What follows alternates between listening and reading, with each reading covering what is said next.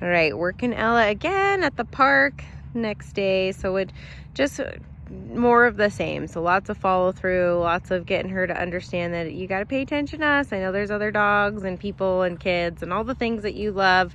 There's a time and a place to be social, but when we're asking her to heel, we want to make sure that she's doing it. So we I've noticed she can pull quite a bit on the leash. So anytime I have a dog that just pulls a ton on the leash, I like to use a safer thing like prong collar versus just like a slip lead or a flat collar. So something that can just be a little bit safer on her neck and not so much pressure on the trachea, and so that can be really helpful. So working a lot on just communicating with her that we're going to follow through, and so I think when we start to bring some of those treats in, it's going to really solidify. But the prong collar seems to add a lot of guidance and clarity, and even as Alexis is moving away, she's asking for her to fill this gap that has been created, which is often what we'll do is if a dog disengages, we will create a little bit of a gap for the dog to fill and follow through on some of that focus stuff.